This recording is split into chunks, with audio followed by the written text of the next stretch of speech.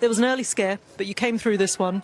How happy are you with how your team turned it around? We started exactly how we didn't want to, giving them hope and momentum and an early goal. But then we managed to turn things around to start to be more dominant, to score from set pieces, and we made a difference there. And yeah, some positives to take and some other things that we have to be better as well. What specifically are the positives that you'll take from today? Well, the fact that we make 10 changes, for example, and when you do that, there are certain cohesion that is missing, certain players that obviously they haven't played the minutes, so the understanding, the level of rhythm that you need in the way that we play is not there. But then, yeah, having Kai back, for example, Marli making his debut, Gabriel Martinelli scoring a hat-trick in an unusual way, that's all very positive.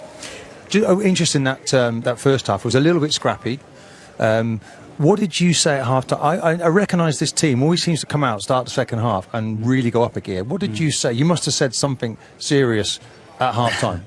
Yes, because we weren't at individually at a certain level, especially technically, to get out of the press. And at this level, you need to do those basics and those habits much better than we've done. We changed certain things in the structure to allow ourselves more time and better options. And when we started to do that, obviously, they suffer more. Did your pre-match conversation, team talk, change because of any of the results yesterday, Macclesfield in particular?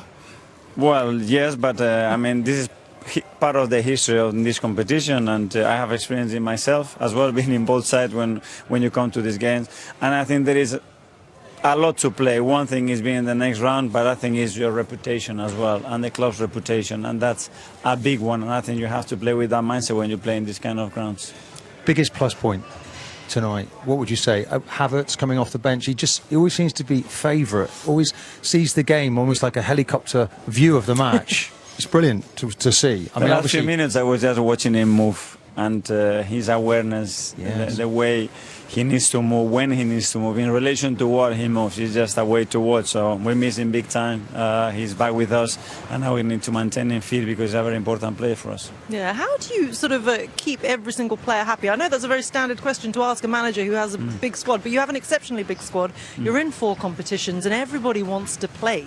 Because they know that they're all going to be important, and I think we are doing that with facts. So everybody has the chance to play, everybody's playing, everybody's involved, and we know that we're going to need everybody's contribution to achieve what we want. Is it almost harder? So I'm looking at Lewis Skelly sometimes and I'm thinking, is he as sharp as he needs to be? Because, you know, with the training that you're doing, because some you want to rest, some you don't want to overload.